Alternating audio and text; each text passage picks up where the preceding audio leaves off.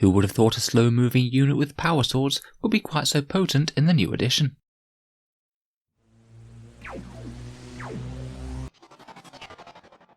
Hello and welcome back to Auspex Tactics, the strategy-focused 40k channel, where we're all about getting the most out of our miniatures on the tabletop. Today's video we're focusing on the Bladeguard veterans, with a review of their datasheet and synergies and how I'd go about using them in-game.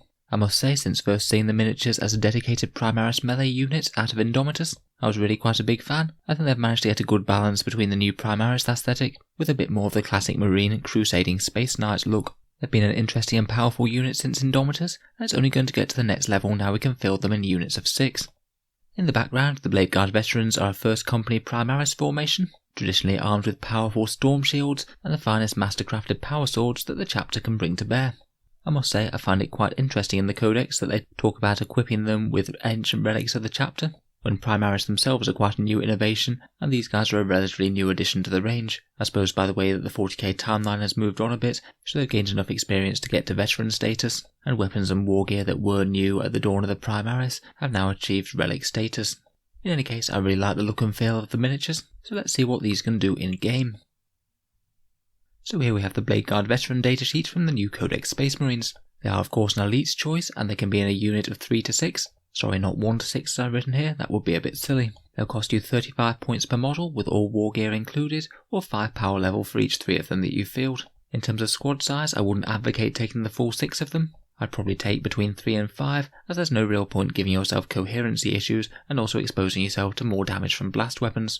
Stat line wise, they're fairly tanky, movement 6, weapon skill and ballistic skill 3+, strength and toughness of 4, 3 wounds, 3 attacks, leadership 8 and a 3+ save. As per normal, the Sergeant has an extra pip of attacks and leadership, giving your Bladeguard Sergeant a mighty 5 attacks on the charge with Shock Assault. 3 wounds apiece certainly isn't easy to shift, and that's further augmented by them having Storm Shields with the new rules. They have their 4+ invul save and +1 to their saving throws, so a 2-up regular save and a 4+ invul. It's really quite a fortunate combination for them, and they really are priced quite decently durability wise. There's very few weapons that will be all that efficient at killing them. AP0 weapons will get hit by a mighty 2+ save and multiple wounds, so it takes 54 lasgun hits to bring one down, and higher AP weapons such as overcharged plasma guns will have their efficiency blunted by that 4+ invul, to the extent that it takes 5 hits with overcharged plasma guns to cut down one Bladeguard veteran. They're probably most susceptible to anything with AP-1 or AP-2, they're likely to be a bit more efficient, mortal wounds and flat damage 3 weapons. In terms of war gear, each Bladeguard is equipped with a mastercrafted power sword, a heavy bolt pistol, frag and crack grenades, and of course their storm shield. The mastercrafted power swords are pretty much anti-everything weapons, they're strength 5, AP-3 and flat damage 2. With decent numbers of strength, attacks, AP and multiple damage, it means there isn't really a target in the game that really wants to be in melee with them. A squad of 3 will kill on average about 6 guardsmen, 5 intercessors, or put about 5 wounds on toughness 7 or 8 vehicles, so there is a fair amount of preference for killing heavy infantry that will be best against things like intercessors and gravis armoured space marines, which is pretty handy at the meta at the moment when there's a lot of space marines about. The heavy bolt pistols are nice to have, but I wouldn't get too hung up about them. They're 18-inch range pistol 1 weapons with strength 4 and AP-1, and typically if you are in range 2 it will make more sense to throw a frag or crack grenade with one squad member. I wouldn't let them distract you from your melee damage though, as that really is the priority. The squad doesn't really have all that many options. The only option is for the Bladeguard veteran sergeant to take either a Neo-Volkite pistol or a plasma pistol. They both cost 5 points, and to be honest, competitively speaking I probably wouldn't bother with either. I'd only really bother with the fancy pistols for rule of cool. The Neo-Volkite is pistol 2 15-inch range with strength 5 and flat damage 2 and no AP, and it has that Volkite special rule where when you roll a wound roll of 6, the enemy suffers an additional mortal wound. It basically has okay damage output against most things, but doesn't really stand out against virtually anything. Out of the 2 fancy pistols, I'd say it's probably better than the plasma pistol, as the plasma pistol is a bit underwhelming unless you overcharge it, and even if you have reroll 1s, I just don't think that the extra damage output is actually going to be worth running the risk of killing off your own Bladeguard Sergeant, who's a very tough, valuable and fighting model. In terms of keywords, they are core infantry and of course Primaris, all of which are very useful to have for interactions with terrain and other characters, and in addition to that they also get the Wolfguard and Deathwing keywords if they're in Space Wolves and Dark Angels respectively. Wolfguard allows them to use the Vicious Executioner's stratagem for some extra mortal wounds on 6s should you need them, and Deathwing can allow some useful Dark Angel synergies, including rerolls from Belial, and using Outnumbered but never outmatched. At the moment, rules as written, they don't get those fancy new inner circle rules, the ones that allow you to only be wounded on a 4+. It could be very interesting if that's confirmed to all Deathwing, including these Bladeguard, once the Dark Angels Codex is actually released. Overall, the Bladeguard veterans are a very durable melee unit with decent damage output against near everything, their main weakness being that they're a little bit slow to get to the fight. So let's talk about how we can get a bit more out of them in-game. Which chapter they're going to be in is a bigger influence, and in particular any of the melee-orientated chapters can cause them to do a lot more damage. Blood Angels getting +1 to wound means that they'll be wounding toughness 8 targets on 4s with those power swords. +1 to charge is excellent, as is their unique assault doctrine. White Scars really help with their mobility issues, giving them a huge threat range with advance and charge, and if you get them into their unique assault doctrine, then those mastercrafted power swords are going to be hitting at damage 3. Space Wolves have a bunch of melee-orientated buff characters. They get their +1 to hit in the first round of combat and their own unique assault doctrine. And Black Templars allow you to reroll advance and charges, and with reasonably low strength weapons, their auto-wounding assault doctrine might come into a bit more effect. I do think that their stats alone can carry them as a dedicated melee threat in most armies though. Some other ones with decent synergies are Iron Hands for increased durability. Raven Guard can make them hard to hit, give them cover at long range, and also allow them to pre-game move, getting them towards the enemy faster. Salamander's wound rerolls aren't bad either, nor is having +1 to wound from a stratagem. Again, it could allow them to wound toughness 8 targets on 4s, and some successor traits are really decent as well, such as +1 to charge, the one that gives you +1 to hit, and the one that gives you exploding 6s. In terms of character support, as core units they have decent options for increasing their damage dealing potential, such as Captains, Lieutenants, Chaplain Listeners, and the Bladeguard Ancient. The Ancient gives Bladeguard squads +1 to hit, though he is quite expensive points-wise, and unless you're using him for other purposes as well, I'd personally be a bit more tempted to bring along a Captain or Lieutenant, who at least you can give some decent power weapons to. He's not too bad, but feels just a bit monodimensional compared with some of the other buffing characters that you could buy instead. The new Apothecary rules really do go together with the Bladeguard amazingly though. A 6+ Feel No Pain is great for foiling any flat damage 3 weapons. Piling wounds back onto very tough models is usually a good thing, and probably most powerfully are the combat restoratives for 1 command point to return a dead model to the unit, which you can use for a bit of gaminess because it means that you could set up that model closer to the enemy and make a Bladeguard veteran squad's charge much shorter. Could be a very crafty way of making a charge possible that might have been very risky before. The Judiciar is another very solid option. He's certainly a fighty close combat character in his own right, but with the small unit footprint of the Bladeguard veterans, they could all remain within range of his Tempora Mortis ability, and basically if anyone charges the Bladeguard veteran unit, then you can guarantee that the veterans are going to strike first. It could make them an incredibly risky prospect to charge. Finally, if you do have a librarian moving up with the ranks, then Veil of Time is actually quite a reasonable choice for them, allowing them to reroll advance and charge rolls, and also fight first in close combat. Out of the various different buff units though, my favourites are probably Captains, Apothecaries, and the Judiciar. One of the units that has the best synergy with the Bladeguard though is to use an Impulsor to get them to the fight. I feel like Bladeguard are one of the units that the Impulsor has really been waiting for, with its small transport capacity. It just felt a little bit limited when only being able to transport intercessors around. Bladeguard will really profit from a massive boost to movement on their first turn, hopefully setting them up for a turn 2 charge on the enemy. It's really going to create a massive problem to your opponent if they have to both chew through the Impulsor and a really hardy squad of veterans once they get out. I think it's pretty nice that you could have a 5-man squad of Bladeguard and also have a character along as well, which could only add to the fun and the threat. You can also think about strategic reserves or deep strike for the veterans. It will cost you 1 command point for a unit of 3 or 2 for a unit of 5, and it could be worth considering if you have one of the chapters that has +1 to charge, such as Blood Angels. A couple of the others can deep strike as well. Raven Guard successors could put them in deep strike reserve and also get +1 to charge via the successor chapter tactic. Typically though, I'd be a bit more tempted to start them on the board. I feel like other units such as Terminators tend to do deep strike threat better.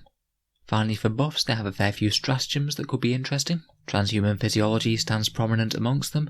For 1 command point to only be wounded on 4+ will only make these even harder to remove and a real pain for your opponent. I typically want to do this if it's really obvious that your opponent's going to want to focus them down, so they don't just bait it out of you and ping a shot or 2 at them and then shoot at other targets for the rest of the shooting phase. Dean-wrought Might isn't bad in close combat if you need a little bit of a damage boost, and potentially so is Adaptive Strategy, particularly for one of the chapters with a unique assault doctrine such as Blood Angels or White Scars, where it could well be worth the 2 command points to get them to AP-4 and reap the extra benefits, particularly the White Scars +1 to damage for those power swords.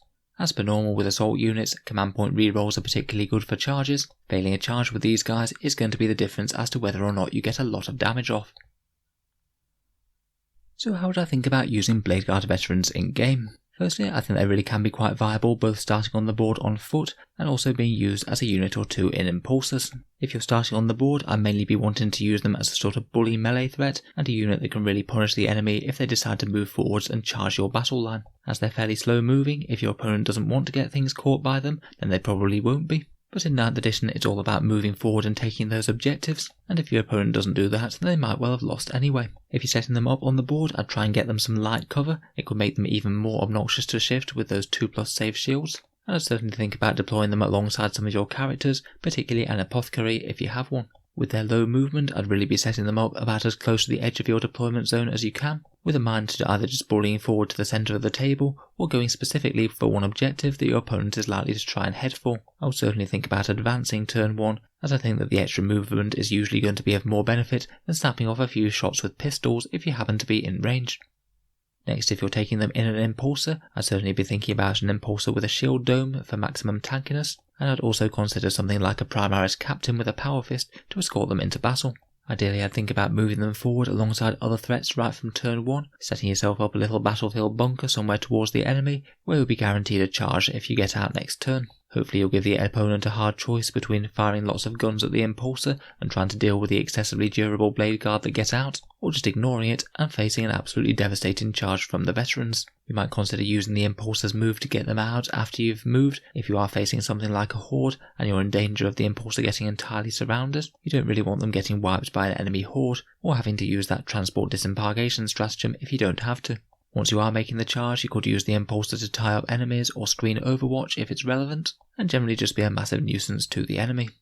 Finally, if you're deploying from Deep Strike or Strategic Reserve, I certainly want to have some sort of plan for getting a boosted charge from them, whether that's literally just a +1 from a chapter tactic and a command reroll, or something else like the Raven Guard's rerollable charge with the Raven's Blade, or White Scar's 3d6 and pick the 2 highest. If you are setting them up from Deep Strike, again I'd try and put them in light cover if you have the opportunity to.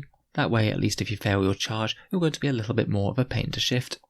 In general, when they get to combat, it's going to be very simple, hopefully cutting through enemies in the Emperor's name, and I'd try and remember to use transhuman physiology if the going does get a bit tough. Depending on exactly what you're facing, trying to do a bit of tri-pointing, where you kill some enemy models then surround another one with 3 of your units, could be a really valuable option. Even if your opponent can use the desperate breakout stratagem to counter it, costing them a few extra command points would be very good. So in general, I think that Bladeguard are really quite a decent unit for Codex Space Marines. It's quite nice to have a fairly well balanced durable melee unit, and I feel that they're a reasonable pick without being a complete auto-include. I really quite like the way that they have decent all-rounder type damage. They're not just limited to fighting infantry, as if they were they'd be far less viable, and I like the way that they're really quite durable with that storm shield. They do pay for it somewhat by being fairly slow, and in terms of taking damage they'll be weakest to mortal wounds, flat damage 3 weapons, and generally things with AP -1 or -2. If you are considering Bladeguard veterans, then there are a few options that you should probably weigh them up against. For starting on the board melee threat, Assault Intercessors are a very solid option at the moment. You'll get more wounds of them on the table, more attacks against light infantry, objectives secured, and the option to fight twice with Honour the Chapter. I would typically be taking a Power Fist or Thunderhammer on them as well, just to give them some punch against tanks. In general, I do feel that Bladeguard and Assault Intercessors are quite well balanced. They both have their merits, strengths and weaknesses. Vanguard veterans are another interesting option. Now they have 2 wounds and they can also take storm shields. They can fill a very similar role. Basically their damage output will generally be lower than the Bladeguard for the most part, and they'll be a little bit less durable point for point, but they're incredibly customizable, and with those jump packs they're far faster. Honestly, Vanguard look like a really fun unit to use in 9th edition as well, and I'm sure we'll get to a video of them at some point soon. Aggressors can be another option for starting on the board. They're nowhere near as tanky point for point, but have decent damage against tanks and very decent range damage unlike the Bladeguard, even after the loss of their double shoot ability. Finally, Terminators again can fill a very similar role. Generally I'd be using them if I wanted to deep strike models onto the board, or if I wanted to combine a decent close combat unit with having a fairly decent amount of anti-infantry firepower with those very nice storm bolters. It is quite obvious that Space Marine melee units are really quite spoiled for choice, but I do think that Bladeguard can hold their head up amongst this company. For a midfield dedicated durable bully unit, you're unlikely to find any better, and I'd say that they're probably the single best users of the Impulsor. A solid unit, I'm certainly looking forward to getting some of mine on the table. So let me know if you've had any experience yourself with the Bladeguard, any successes or failures, and any nice tricks that you've used with them. Feel free to subscribe to Auspex Tactics if you'd like to see more videos like this. We'll certainly be keeping the Space Marine coverage coming over the next few weeks. And if you are enjoying the videos on this channel, I'd just like to mention that the channel has a Patreon page if you'd like to help keep the videos coming. Channel Patrons get a few decent benefits, including being able to see certain videos early on the channel, regular votes to see what units and things we review next, and also automatic entry to the Auspex Tactics prize giveaway with the chance to win some really big model kits every single month. If any of that sounds good to you, or you'd just like to help support the channel, then the link is down in the video description below. In any case, a massive thank you for listening, and I'll hope to see you guys next time.